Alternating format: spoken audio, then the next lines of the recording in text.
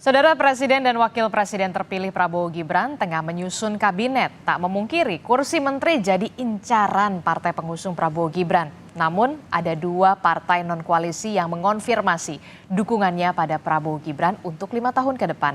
Akankah koalisi gemuk di kabinet Prabowo Gibran nantinya akan memberi dampak yang signifikan positif atau justru malah negatif? Lalu bagaimana pula nasib oposisi? Kami hadirkan perbincangannya di pagi hari ini dengan sejumlah narasumber. Melalui sambungan Zoom sudah ada juru bicara TKN Prabowo Gibran, Daniel Anzar Simanjuntak yang nanti akan bergabung bersama kami menyusul. Kemudian ada juru bicara Partai Keadilan Sejahtera, ada Muhammad Khalid. Selamat pagi, Assalamualaikum Mas Khalid. Assalamualaikum, selamat pagi ya Disti, Sehat ya? Daniel, Mas Adi, sehat Alhamdulillah. Iya, nanti juga akan menyusul ada Kepala Badan Komunikasi Strategis DPP Partai Demokrat, ada Bung Herzaki Mahendra Putra, dan juga nanti ada Direktur Eksekutif, sudah hadir Direktur Eksekutif Parameter Politik Indonesia, Mas Adi Prayitno. Selamat pagi, Mas Adi.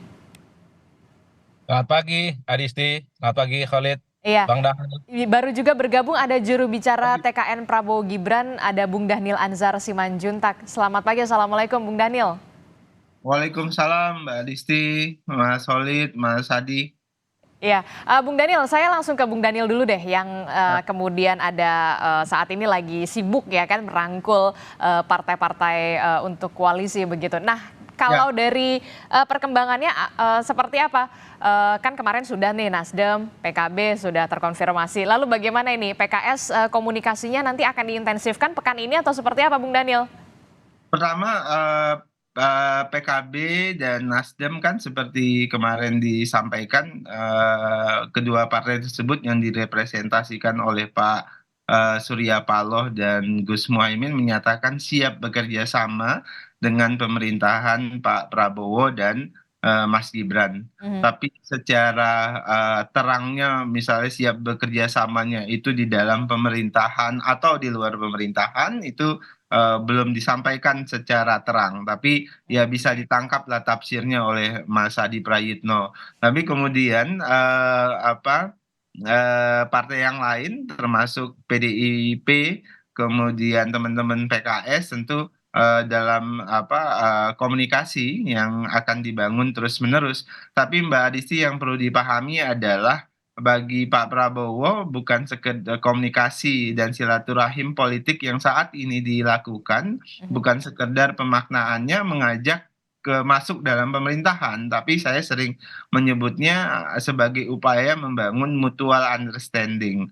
Artinya kita ingin membangun sepemahaman yang saling menguntungkan rakyat banyak. Mutual understanding ini penting karena ke depan tantangan global kita tidak mudah. Itulah yang disebut Pak Prabowo perlunya keguyuban elit. Terlepas ada bersama di dalam pemerintahan atau ada yang di luar pemerintahan. Karena Pak Prabowo paham betul, kami tentu mengalami sebagai pemenang pemilu, pilpres, paham betul kita mengalami power dilemma. Saya menyebutnya power dilemma. Kenapa?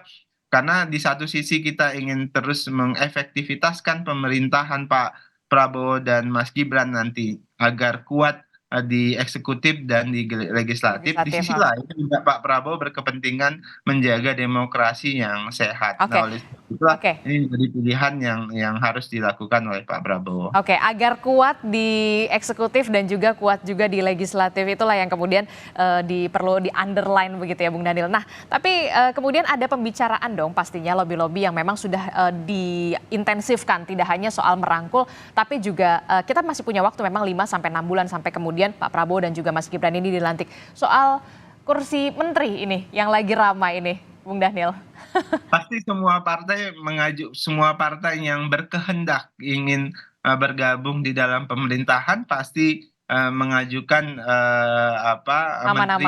nama-nama yang ingin mereka endorse. Tapi pada akhirnya Pak Prabowo lah penentunya. Kenapa Pak Prabowo penentunya? Karena Pak Prabowo tentu tadi sering kita pahami punya hak prerogatif terkait dengan siapa menteri yang akan membantu beliau. Kemudian yang kedua, Pak Prabowo tidak ingin mendapatkan dalam tanda kutip kucing dalam karung, tapi yang beliau inginkan adalah partai boleh mengajukan namanya, tapi siapa yang akan diputuskan oleh Pak Prabowo itu adalah keputusan Pak Prabowo. Artinya apa? Pak Prabowo punya kriteria. Saya sebut dua kriteria awal saja. Pertama adalah integritas. Karena berulang kali dalam pidato Pak Prabowo menyebutkan beliau ingin mendorong pemerintahan yang bersih, pemerintahan yang bebas dari praktek korupsi. Artinya tokoh-tokoh yang dijadikan menteri itu harus dipastikan adalah tokoh-tokoh yang memiliki integritas dan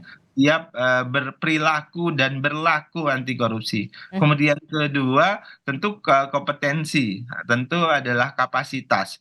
Terlepas dia dari orang partai atau bukan orang partai, itu tidak ada masalah karena orang partai kan juga banyak sekali yang punya profesionalisme yang tinggi sekali. Oke. Di partai-partai banyak ahli keuangan, di partai-partai punya banyak ahli hukum, punya banyak ahli ekonomi dan sebagainya. Jadi Pak Prabowo tidak ingin terjebak pada dikotomi orang partai atau orang non partai. Kalau Oke. orang partai banyak yang punya keahlian, why not? Kira-kira begitu Mbak Adisti. Oke, tapi kalau dari koalisi Prabowo Gibran sudah ada nama-namanya yang kemudian di-endorse, Demokrat, PAN, kemudian juga yang lainnya, Golkar begitu, sudah ada nama-namanya, sudah masuk ke Pak Prabowo, Bung Daniel. Itu partai-partai sudah mengajukan semuanya, misalnya jumlahnya, kemudian namanya, semua partai pasti melakukan seperti itu. Jangankan partai-partai Mbak, yang di luar partai pun mengirim CV-nya. Yang belum mengirim CV itu cuma Adi Prayitno. Kira-kira gitu. Jadi Mas Adi belum ngirim CV nih tampaknya ya, atau jangan-jangan masih ditunggu atau lagi dibikin. Nah ini juga nih saya menarik sekali Mas Khalid, gimana nih kalau kata Pak Abu Bakar Al-Habsyi, ikan sepat ikan gabus makin cepat makin bagus. Gimana nih? Kok nggak cepet-cepet nih? Ntar ketinggalan yang lain, ketinggalan kereta. Mas Khalid. Jadi tahapan yang dilakukan oleh PKS adalah relaksasi. Jadi setelah proses kompetisi di Pilpres kemarin, kemudian usaha untuk mencari keadilan di Mahkamah Konstitusi sebagai usaha untuk yang secara konstitusional kita lakukan sudah selesai. Artinya proses Pilpres tahapannya sudah selesai. Dan yang dilakukan Partai Keadilan Sejahtera adalah melakukan relaksasi dan kemudian menghormati hasil keputusan Mahkamah Konstitusi. Jadi tahapannya baru sampai di sana, sehingga kemudian PKS mengadakan kemarin halal bihalal, diundang seluruh ketua umum partai. Jadi seluruh ketua umum partai diundang, seluruh pasangan calon presiden dan wakil presiden juga diundang. Jadi nuansanya adalah merupakan kita ingin membangun silaturahim, komunikasi dengan seluruh pihak, termasuk dengan presiden dan wakil presiden yang terpilih. Jadi kita belum tahapan kita akan koalisi atau oposisi, itu adalah domain dari Majelis Syuro, dan kemarin DPP berinisiatif untuk yuk kita ini selesai, kompetisi sudah selesai, proses berjalan damai, secara konstitusional sudah selesai, kita bangun komunikasi secara baik. Jadi kita tidak ingin juga terburu-buru. Komunikasi itu bukan diartikan sebagai kita masuk pemerintahan, ya, tapi kita komunikasi itu melakukan relaksasi, komunikasi yang baik dengan seluruh pihak, apalagi kepada presiden dan wakil presiden yang terpilih. Tapi nggak khawatir nih nanti bakalan ketinggalan kereta, Nasdem sama PKB aja ternyata sudah masuk gerbong nih tampaknya. PKS memiliki DNA pernah 10 tahun di pemerintahan Pak SBY, Betul. pernah 10 tahun menjadi oposisi. Bagi kami, kedua peran itu sama-sama baik, dan kami pada waktu di 10 tahun pemerintahan Pak SBY, kami tetap menjaga nalar dan kewarasan publik juga. Jadi masih ingat waktu itu, saat kita menyokong utama Pak SBY, PKS salah satu yang inisiator hak angket senturi. Dan kita tetap menjaga kewarasan publik jika memang aspirasi publik itu ke arah sana. Dan kalaupun kita menjadi di luar pemerintahan, kami juga sudah siap karena punya pengalaman di sana. Jadi PKS juga tidak ingin terburu-buru untuk menetapkan koalisi atau oposisi. Kami ingin membangun komunikasi yang baik dengan Mas Daniel, ya, dengan semua pihak, ya, dengan Pak Prabowo dan Mas Gibran. Oke. Sehingga relaksasi politik pasca Pilpres ini bisa mencair suasana sehingga komunikasi bisa terbuka. Demikian. Oke, kita juga sudah bergabung, ada Badan Komunikasi Strategis dari DPP Partai Demokrat, ada Bung Herzaki Mahendra Putra. Selamat pagi, Assalamualaikum. Bung Herzaki. Bung Herzaki sudah bergabung melalui sambungan Zoom, Bung Herzaki. Lagi ngukur tanah dia, Mbak.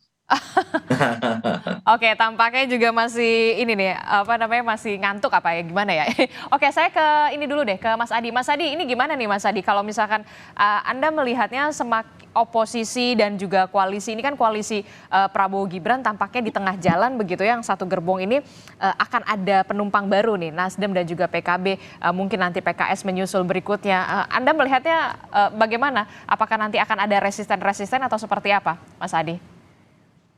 Kalau melihat tanda-tanda alam, saya kira resistensi itu sudah muncul. Variabelnya dua. Pertama, pernyataan Partai Demokrat yang saya kira mulai bicara tentang koalisi itu tidak harus banyak-banyakan dan tidak harus gemuk-gemukan, tapi yang paling penting efektif dan kemudian dia bisa bekerja secara tuntas dan maksimal. Saya kira itu sebagai salah satu bentuk resistensi yang bentuknya halus sebenarnya, bahwa koalisi itu tidak harus mayoritas, tapi yang bisa minimal untuk menggenapi ambang batas presiden atau minimal ambang batas koalisi 50% plus sekian di parlemen. Karena kalau kita membaca kekuatan politik 4 partai politik pendukung Prabowo Gibran per hari ini, kekuatan politiknya hanya sekitar 43%. Tentu itu tidak kondusif untuk mengamankan kepentingan-kepentingan politik pemerintah. Oleh karena itu, secara teori, sebenarnya dari segi kubu nomor 2 masih membutuhkan minimal satu partai politik yang sebenarnya bisa mengendapi 50% plus sekian itu, Adisti. Cuma kan kalau kita membaca perilaku elit, salah satunya Prabowo Subianto kan memang ada kecenderungan untuk merangkul berbagai pihak. Jadi koalisinya bukan koalisi rampung yang diinginkan, tapi koalisi gemuk. Jadi ketika misalnya PKS yang belakangan muncul juga ingin mengundang, itu kan sebagai salah satu bentuk komunikasi yang sebenarnya dibaca oleh publik soal mengikuti jejak yang sudah dilakukan oleh Nasdem dan PKB. Tapi overall bagi saya, kalau kita membaca dua variabel lainnya, yaitu bagaimana resistensi yang cukup keras dimunculkan oleh Partai Gelora. Sekalipun Gelora ini kan nggak lolos ke parlemen, tapi kan sejak awal memang pasang badan untuk memenangkan Prabowo dan Gibran. Jadi ketika ada upaya untuk berkomunikasi dengan Prabowo Subianto, jangankan ada niat untuk kerjasama ya, berkomunikasi saja dengan Prabowo Subianto, kawan-kawan Gelora itu udah marah-marah dan ngamuk-ngamuk. Oh Itu kan ya? sebagai satu bentuk penolakan yang menurut saya cukup agresif. Ya mereka kan mempertanyakan tentang ideologi, mempertanyakan visi misi, mempertanyakan tentang komitmen yang dinilai ya berseberangan satu sama yang lainnya. Karena kan selama ini kawan-kawan PKS ini kan adalah partai politik baik pada level elit dan grassroots-nya paling terbuka menyerang Prabowo dan Gibran mulai dari soal MK-MK, soal etika terkait dengan kecurangan pemilu dan seterusnya dan seterusnya.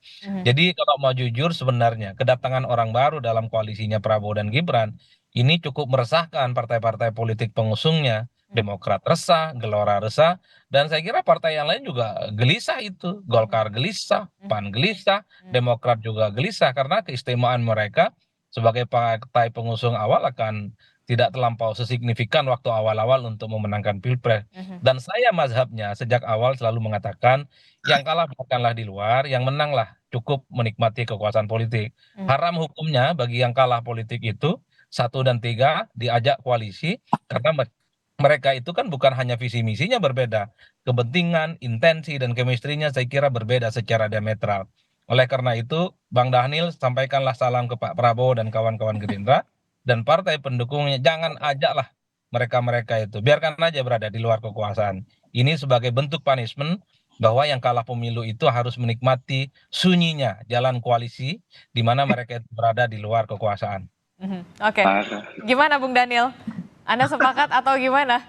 Tadi saya sebutkan Mbak Adisti, Pak Prabowo, Mas Gibran tentu dihadapkan pada apa saya nyebutnya tadi sebagai power dilema. Di satu sisi kan kita tentu menginginkan pemerintahan yang efektif. Pemerintahan yang efektif itu tentu mendapat dukungan dominan dari parlemen. Nah, saat ini seperti tadi disebutkan oleh Mas Adi, kita masih kurang dari 50%. Artinya Sebenarnya satu partai politik saja sudah cukup begitu untuk kuat di nah, nanti parlemen. kita lihat, tapi lebih kuat, lebih baik, kira-kira begitu. Jadi, dan itu simbolisasi gotong royong dan sebagainya. Nah, efektivitas itu akan sangat membantu upaya Pak Prabowo mengakselerasi program-program Indonesia maju ke depan. Itu pertama. Kedua, Pak Prabowo juga punya komitmen ingin menjaga demokrasi yang sehat. Oke. Kan teman yang baik itu suka mengingatkan begitu, mengingatkan dengan keras. Nah, kita butuh pressure group di parlemen memang. Jadi tentu Pak Prabowo paham betul bagaimana menjaga keseimbangan ini dan harmonisasi ini dengan baik. Tapi kan kemudian teman yang baik juga teman yang dari awal setia sampai akhir begitu. Oh, tentu itu Itu bagian juga harus diperhitungkan. yang tetap dijaga. Itulah sebabnya tentu komposisinya Pak Prabowo sangat memperhatikan hal tersebut. Kan biasa kalau jamaah masbuk dengan jamaah yang sejak awal ikut di barisan itu pasti berbeda. Itu hal yang normal dan dipahami dengan baik oleh Pak Prabowo. Oke, Bung Herzaki, gimana nih Bung Herzaki? Harusnya kan teman yang sejak awal setia ini yang kemudian harus diprioritaskan, jangan sampai kemudian ada potensi-potensi resisten. Kalau kata Mas Ahaye mengatakan jangan kuat seperti di luar, tapi ternyata kropos di dalam. Bung Herzaki. Ya, terima kasih. Kalau dari kami jelas ya, Mas Ahaye itu menyampaikan kalau kita lihat konteksnya itu tidak spesifik kalimat itu gitu. Tapi beliau menekankan bagaimana koalisi ini seharusnya kuat di dalam menghadapi berbagai hal. Karena bagaimanapun tantangan ke depan kan luar biasa. Tapi kalau kita berbicara mengenai komitmen Pak Prabowo, teman-teman Gerindra, teman-teman Golkar, PAN, dan juga teman-teman koalisi lainnya yang ada di ini sangat baik gitu loh ya. Kita punya komitmen kebersamaan yang kita jalin sejak sebelum mendaftarkan. Ketika mendaftarkan, ketika berkampanye bersama, berupaya memenangkan Pak Prabowo, dan juga komitmen itu adalah setelah pasca memenangkan. Dan ini kita sudah saling terbuka semuanya, dan komunikasi Mas Ahaye dengan Pak Prabowo itu kan intens sekali ya gitu. Hanya memang tidak semua bisa kita ungkap ke publik. Tidak semua pertemuan diskusinya bisa kita sampaikan ke publik. Tapi yang pasti kita punya satu kesepahaman bahwa 5 tahun ke depan tantangannya sangat kompleks, sehingga kita butuh misalnya katakanlah, ada teman-teman yang selama ini tidak bersama Kim, tetapi ingin bergabung bersama Pak Prabowo, ada yang ingin dirangkul oleh beliau. Ya, kalau dari kami sangat terbuka. Siapapun yang dirangkul oleh beliau, diajak bergabung ke kabinet, diajak gabung ke koalisi. Bagi kami tentu ini atas dasar pertimbangan untuk kepentingan masyarakat, bangsa, dan negara. Untuk kebaikan. Bagaimana agar visi, misi, dan program yang telah kita janjikan itu kepada masyarakat benar-benar kita bisa terwujudkan. Bagaimana misalnya kemiskinan ekstrim bisa kita hapuskan. Bagaimana pertumbuhan ekonomi bisa tinggi sesuai dengan harapan kita. Misalnya bagaimana terkait dengan ketahanan kemandirian pangan, kemandirian bisa terwujud. Jadi kami meyakini siapapun nantinya jika diajak oleh Pak Prabowo dan ternyata pas, kan namanya Pak Prabowo mungkin membuka ruang, tetapi mungkin dalam buka ruang itu kan nggak semua juga. Ada yang merasa pas, kemudian lebih merasa, saya cocoknya di luar kabinet. Nanti kita di parlemen aja membantunya dalam konteks, tadi seperti disampaikan oleh Mas Dhanil dalam demokrasi ini, ada yang berkenan, saya jadi oposisi aja biar bantu mengingatkan. Takutnya kalau semua masuk, nanti malah demokrasi kita istilahnya itu berjalan dengan kurang baik gitu. Ya kan? Nah ini tentunya harus kita hormati gitu dalam konteks ini. Jadi kalau dari Demokrat terbuka. Mas Solid dengan siapapun ya, kemarin katanya Nasdem, katanya lalu PKB, Demokrat mendukung sepenuhnya langkah Pak Prabowo. Karena beliau adalah presiden terpilih kami, karena beliau adalah pemimpin dalam koalisi kami, dan sejak awal Partai Demokrat, Mas Ahaye, Pak SBY percaya betul dengan Pak Prabowo, karena kita sudah punya komitmen kebersamaan, dan sampai sejauh ini semuanya dilakukan. Tidak ada yang berubah. Sebelum menang, setelah menang, sama semua. Tapi Partai Demokrat ini juga nggak sih, maksudnya khawatir juga nggak sih kalau misalkan koalisinya terlalu gemuk begitu nantinya di eksekutif maupun di legislatif begitu, kan tetap harus ada partai penyeimbang pastinya dong. Apalagi kita tahu Partai Demokrat kemudian sudah ikut dari koalisi Prabowo Gibran ini juga tetap setia begitu. Tiba-tiba ada penumpang yang masuk ke dalam gerbong di tengah jalan, Anda nggak khawatir apa? Bukan penumpang lah, ini kan kita semua elemen bangsa gitu kan. Perbedaannya adalah memang yang telah memilih berjuang bersama Pak Prabowo gitu. Lalu kemudian ada yang melihat, wah setelah kemudian berbeda tempat, berbeda kubu, lalu merasa sepertinya saya juga ingin bantu Pak Prabowo. Oh, bagi kami senang sekali sebenarnya. Karena harapan kami tentu bagaimana tadi, janji kami, janji kita, janji Pak Prabowo adalah kepada rakyat. Ya, dan bagi kami ini bagaimana kita bisa upayakan hal terbaik, memastikan pemerintah ini berjalan dengan lancar, agar apa yang menjadi janji tadi, apa yang menjadi cita-cita beliau bisa diwujudkan dalam 5 tahun ini. Gitu. Ini yang paling penting bagi kami, nggak masalah tuh, mohon maaf Pak. Kami tidak ada kekhawatiran nanti kok sini masuk bagaimana, apalagi mohon maaf sebelum ditanya saya sampaikan, kami tidak ada kekhawatiran masalah jumlah menteri Mbak atau di kabinet, nggak ada. Komunikasi kami dengan Pak Prabowo, Mas Ahy dengan Pak Prabowo itu sangat-sangat baik, termasuk mengenai rencana-rencana ke depan. Jadi kalau kami percaya betul sama beliau, jadi nggak ada kekhawatiran. Tidak ada kekhawatiran soal jatah kursi menteri, tapi kemudian ada potensi resisten nggak sih? Katanya sih kalau Partai Demokrat sama Gelora nih agak ada potensi resisten nih dengan adanya member baru. Nggak ada. Saya diskusi dengan Mas Ahy setiap hari, hampir setiap hari. Nggak ada kita resisten. Partai ini masuk gimana? Kita nggak setuju. Enggak. Kami percaya dengan Pak Prabowo karena kami janji komitmen kami kepada Pak Prabowo. Itu yang kami pegang betul dengan teman-teman di Gerindra ya, dengan teman-teman di KIN, dan punya selama ini jejak rekam dan kesepakatan ini masih terus berjalan. Nggak ada perbedaan, nggak ada apa. Jadi Mas Adi sebelum digoreng-goreng sama Mas Adi saya sampaikan Demokrat terbuka dan siap menerima siapapun teman yang ingin bergabung bersama di dalam pemerintahan maupun teman yang memilih untuk berada di luar pemerintahan. Nah, kami dulu dengan PKS berdua aja dengan PKS dulu siap kok sebagai oposisi ya, Bang Holid ya. Jadi kalau misalkan PKS mau gabung juga Partai Demokrat terbuka aja begitu ya, nerimanya? Kami sangat terbuka, tergantung Pak Prabowo. Pak Prabowo mengajak siapapun, lalu kemudian ternyata kan nama mengajak ini kan tentu ada kesepakatan. Lah kalau tercapai kesepakatan ya tentu bergabung. Kalau tidak tercapai tentu memilih di luar. Silakan aja. Kami dukung Pak Prabowo. PKS diajak Bang Holid, kami dukung. Siapa lagi nih? Partai mana? Sebutkan. Silakan, Mbak. Oke. Partai Demokrat juga katanya sudah kirim CV juga ke Pak Prabowo. Oh enggak kirim CV. Enggak kirim CV. Kita diskusi. Pak Prabowo meminta kader terbaik. Ya, kemudian Mas Ahy tentu menyampaikan ya tentu bagaimana begini Mbak. Kalau Mas Ahy ini kan tipikal kami Demokrat ini begini. Kita berangkat dari kriteria dan kebutuhan dulu Mbak. Jadi kebutuhannya sosok seperti apa, di pos-pos seperti apa. Lalu kita bicara kriteria, lalu kami kemudian di dalam sendiri melakukan seleksi gitu. Agar apa? Agar yang benar-benar disampaikan kepada Pak Prabowo adalah menjadi aset, menjadi kekuatan bagi kabinet nanti. Bukan menjadi liability. Karena bagaimanapun tidak ada waktu istirahat Mbak. Dan tidak boleh ada satupun kesalahan dalam 5 tahun ke depan.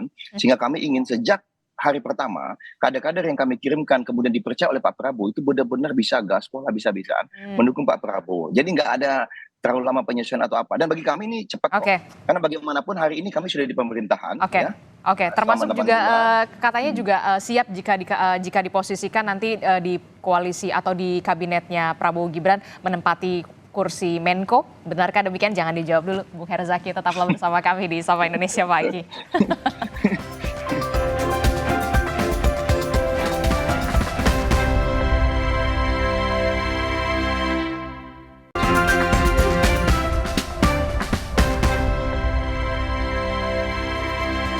Terima kasih Anda masih bersama kami di Sapa Indonesia Pagi. Saudara masih membahas bagaimana kemudian siapa yang koalisi, siapa yang oposisi, lalu juga partai politik tampaknya sudah membidik kursi menteri di Prabowo Gibran begitu setelah Nasdem dan juga PKB sinyalnya memang makin menguat untuk bergabung ke koalisi Prabowo Gibran. Nah, tadi pertanyaan saya sempat belum dijawab begitu ya sama Bung Herzaki. Bung Herzaki, tampaknya ini ada sinyal-sinyal begitu yang menyebut atau ada kabar-kabar katanya Partai Demokrat siap juga nih untuk menduduki posisi Menko. Oh iya tentu kalau misalnya kami diberikan kesempatan menjadi kader kami ya menjadi Menko ataupun menteri-menteri lainnya. Siapa yang prioritas Mas Ahaye? Loh kalau dari kami jelas kita ingin memberikan kader-kader terbaik yang akan menjadi aset, akan menjadi kekuatan bagi kabinet ke depan yang bisa optimal membantu Pak Prabowo. Ya jelas kader terbaik Demokrat hari ini ya Mas Ahaye gitu ya. Jadi tentu beliau lah yang akan menjadi nama pertama dan terutama yang akan kami berikan kepada Pak Prabowo gitu. Dan ini ya udah kesepakatan di dalam gitu ya, maksudnya bersama semua kader tentu mengamini ini gitu. Di mana-mana saya bilang Mas Ahaye gitu. Apalagi kita tahu hari ini Mas Ahaye selama 2 bulan terakhir sudah menjadi Menteri ATR Kepala BPN. Nah kita juga bisa lihat bagaimana jejak rekam beliau ya selama 2 bulan ini banyak terobosan-terobosan yang beliau lakukan gitu. Ya dan ini tentu bisa menjadi bekal juga ke depannya ketika nanti mendapatkan amanah atau kepercayaan apapun dari Pak Prabowo. Jadi kami tegaskan, Mbak, Mas Ahaye maupun kader-kader Demokrat lainnya itu siap ditempatkan di posisi manapun, ya, yang diharapkan oleh Pak Prabowo sehingga bisa memberikan kinerja kerja terbaik bagi masyarakat, bangsa, dan negara. Karena Mas Ahaye ini seorang patriot, Pak, seorang prajurit. Kita siap dimanapun. Jadi nggak milih-milih gitu. Harus ini, harus itu, enggak. Kami percaya Pak Prabowo tentu punya perhitungannya sendiri, ya, punya analisanya sendiri, punya data sendiri, punya rasa sendiri. Mana nih sosok yang dirasa pas? Kan tentu chemistry harus nyambung. Sederhananya saya pernah dengar nih, ada Bang Ahmad Muzani pernah menyampaikan, ya kalau jadi menteri harus percayalah dengan program-programnya Pak Prabowo. Ya Demokrat udah jelas, kami percaya betul setiap program dari Pak Prabowo, karena itulah kami bergabung dengan beliau ketika itu. Dan kami sudah second itu jelas. Jadi kita udah bicara nih Mbak, visi misi program waktu itu. Seperti apa bentuk kedepannya pemerintahan. Itu sudah diskusi panjang kalau di Kim ya Bang Dhanil ya. Bahkan tadi visi misi program yang kita setor ke KPU, itu bukan dibuat 1-2 orang Mbak. Itu digodok oleh banyak orang. Termasuk kami-kami ini juga ikut. Jadi bukan ada yang duluan belakang, ada. Semua istilahnya itu benar-benar serius menggodok visi misi dan program. Sehingga ketika nanti ini, nah alhamdulillah menang. Kita sudah siap ini gitu loh Mbak. Tinggal nanti kita sesuaikan dengan kondisi kementerian hari ini gitu. Katanya ada juga yang mengatakan Demokrat juga mengincar kursi Menko Polhukam karena memang Mas Ahaye backgroundnya dari background militer juga begitu ya kan, rasa-rasanya kok cocok ya, sesuai ya? Ya, makasih Mbak kalau tadi disampaikan cocok atau sesuai atau mungkin masyarakat juga ada menilai seperti itu. Bagi kami alhamdulillah ya kalau kita bicara mengenai kompetensi. Dan ingat hari ini Pak Jokowi misalnya menyampaikan seorang menteri itu dipilih karena leadership dan kemampuan manajerialnya. Mas Ahaye alhamdulillah sudah terbukti untuk itu selama ini. Begitu juga dengan di ATR BPN ini, beliau lagi optimal. Nah, tetapi masalah posisi dimanapun Pak Prabowo itu adalah hak prerogatif beliau. Demokrat menghormati hak prerogatif seorang presiden terpilih. Nah, ini menjadi komitmen kami, Mbak. Itu yang paling penting. Itu yang kemudian hak prerogatif dari presiden itu yang kemudian menjadi underline kita semua ya. Nah, kalau PKS sendiri memang nggak mau mengulang begitu. Kalau kita lihat begitu kan PKS ini di eranya SBY Budiono ini ada 3 menteri kalau tidak salah. Ada Mensos Salim Segaf Al-Jufri, kemudian ada Menteri Pertanian Suswono dan juga Menkominfo ada Pak Tifatul Sembiring. Tidak tertarikkah atau kemudian berada di luar pemerintahan jauh lebih bisa menjadi pengawas dari pemerintahan?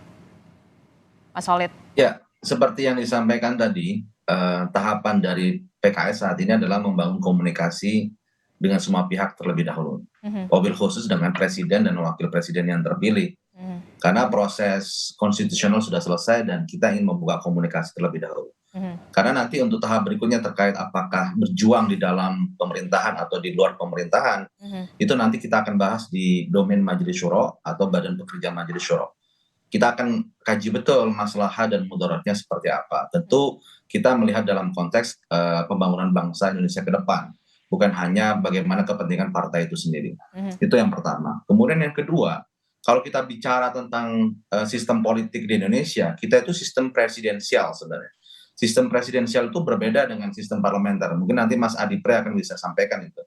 Kalau sistem presidensial, DPR RI ya di parlemen itu memang nature-nya itu memang harus kritis, harus menjadi check and balances dari kerja dari eksekutif.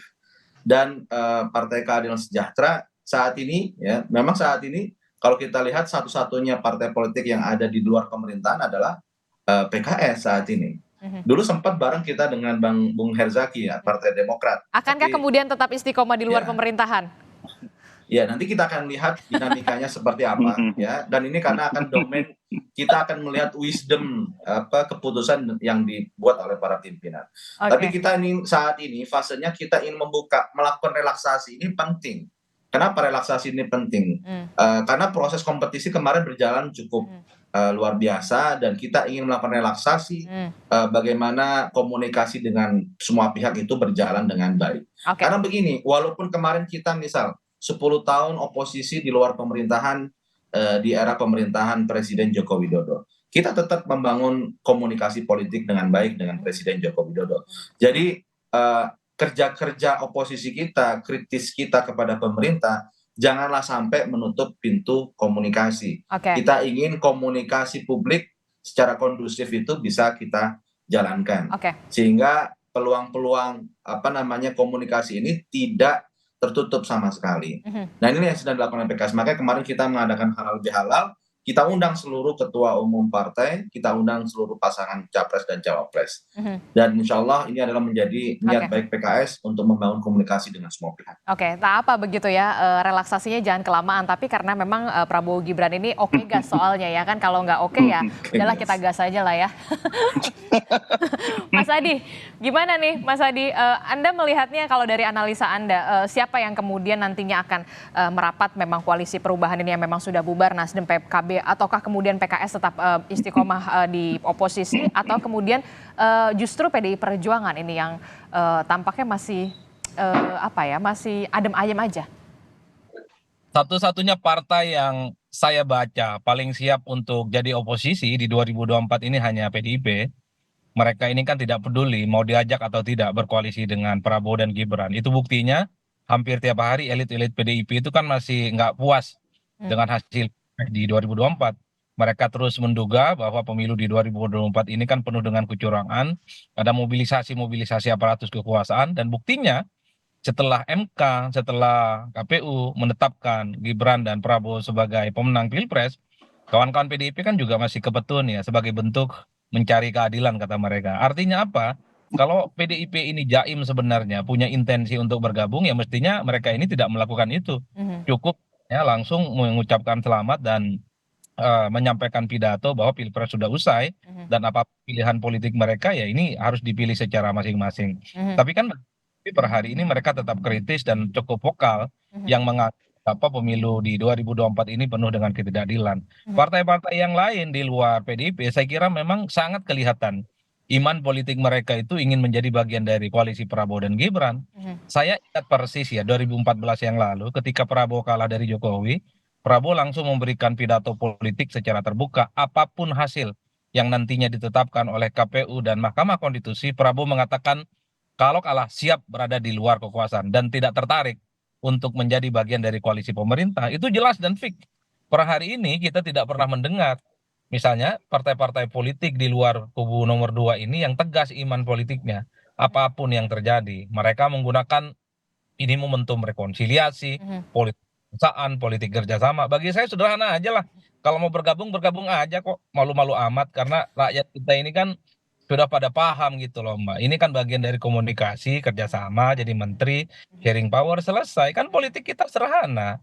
Jadi atas nama kerakyatan dan kebangsaan ini menutupi keinginan yang sesungguhnya ingin jadi menteri. Politik ini kan politik nutup-nutupi, politik yang pura-pura tidak tahu, padahal mereka ini di panggung belakang sudah mengkalkulasi dapat menteri apa dan jumlahnya berapa.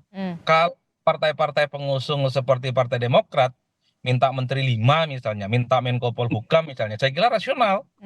Oh, Anda mengatakan rasional ya? Rasional ya? Kalau sebagai partai pengusung mau minta 10, mau minta 15, mau minta menteri-menteri yang dinilai komisi wasit, ya itu bagi saya nggak ada persoalan. Sebagai pemenang tentu saja harus disampaikan keinginan politiknya. Jadi Bang Herzaki nggak perlu tawadu amat, terserah Pak Prabowo Subianto, tapi harus dinegosiasikan apa keinginan Partai Demokrat. Tapi itu tadi yang agak aneh itu kalau partai yang kalah juga minta jadi menteri, ini repot dunia. Jadi untuk apa kemudian pemilu? Oleh karena itu saya selalu keras dari dulu. Setiap pemilu sejak 2004 sampai 2024 hari ini, saya selalu mengatakan bagi mereka yang kalah, biarkan mereka berada di luar kekuasaan. Toh koalisi sekalipun di parlemen tidak terlampau kuat dukungan politiknya, banyak kepentingan dan isu-isu politik yang saya kira masih bisa didamaikan antara kepentingan pro pemerintah dan pro kelompok-kelompok oposisi. Kalau toh misalnya pahit nih Bang Daniel, butuh kekuatan politik parlemen, cukuplah ngajak satu partai, nggak usah banyak-banyak. Saya kira ini sebagai ikhtiar dan ini juga suntikan bagi demokrasi kita. Karena kalau ada 3 partai misalnya yang ada di parlemen tidak menjadi bagian dari koalisinya Prabowo, saya kira akan menjadi satu hal yang menarik. Jadi perimbangan, check and balances, dalam tanda kutip dissenting opinion yang akan mereka berikan kepada eksekutif akan menjadi sesuatu yang lezat bagi tontonan demokrasi kita yang akan datang. Tapi kalau jadi sapu bersih, sudah wassalam ini nasib oposisi di parlemen. Dan bisa dipastikan kebijakan-kebijakan yang tidak pro terhadap rakyat itu akan disahkan. Oke, karena memang kuat di parlemen untuk menjaga stabilitas juga begitu ya di parlemen. Nah kalau misalkan Mas Adi melihat nanti akan pembagiannya akan seperti apa, seharusnya kemudian Partai Demokrat juga dengan lantang saya maunya segini begitu karena memang saya setia dari awal begitu. Lain halnya kalau misalkan yang baru bergabung beberapa member-member baru begitu kan, dikasih syukur, nggak dikasih ya dikasih dong gitu loh. Mas Adi. Saya kira memang Gerindra paling banyak jatahnya dan komisi-komisi strategis pastinya akan dimiliki dan diakuisisi oleh Gerindra. Itu secara alamiah memang selalu menjadi keistimewaan yang dimiliki oleh partai pemenang. Yang kedua biasanya dilihat seberapa besar kontribusi partai waktu pemenangan di 2024 yang kemarin. Kayak Demokrat misalnya. Ini kan kelihatan nih pasang fotonya Gibran kok Prabowo doang misalnya. Jangan-jangan itu jadi catatan bahwa Demokrat itu all out di Jawa Timur, naik secara signifikan paslon nomor 2, iya. Tapi kan publik juga akan memberikan catatan kira-kira siapa yang dinilai kinerjanya berkontribusi penting terkait dengan pemenangan Prabowo. Termasuk dengan Golkar. Apa betul Golkar? Apa betul Partai Amanat Nasional? Ini sehingga mereka itu sangat layak untuk kejar dengan sejumlah menteri yang cukup signifikan. Tapi begini Mas Adi, Anda melihat PKS oke gas nantinya? Kalau PKS ini kan kelihatannya malu-malu tapi mau, ya kan? Jadi undangan halal bihalal kepada Prabowo ini kan bentuk komunikasi awal.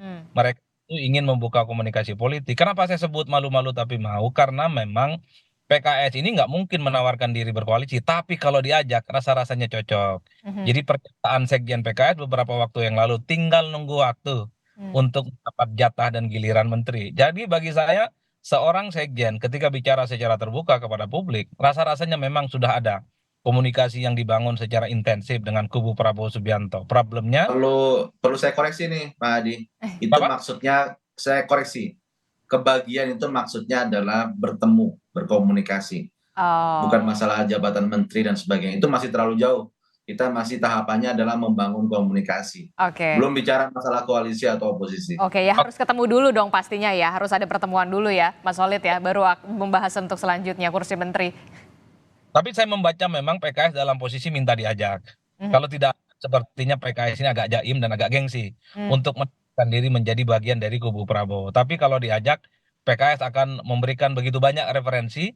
Sejak lama PKS ini mendukung Prabowo Subianto, enggak ada persoalan, enggak ada sesuatu yang akan dipertentangkan satu sama yang lain. Inilah sepertinya memang kenapa dalam halal bihalal kemarin PKS itu ingin mengundang Prabowo, tapi Prabowo tidak datang. Publik merasa mungkin tak enak hati sama kawan-kawan Partai Gelora itu karena Partai Gelora begitu agresif dan menyalak, ya betapa itu adalah sesuatu yang tidak elok dipandang mata katanya. Itu yang saya sebut resistensi dari pendukung Prabowo sudah mulai kelihatan. Bukan hanya Demokrat juga kelihatan mulai nggak happy itu kalau ada partai-partai lain yang begitu banyak masuk dalam koalisi Prabowo. Biar ini Mas Adi dan teman-teman. Oke, sekalian juga untuk Mas Holid meluruskan bagaimana kemudian jika ada pandangan yang mengatakan memang ada resisten terutama dari Partai Gelora, Mas Holid.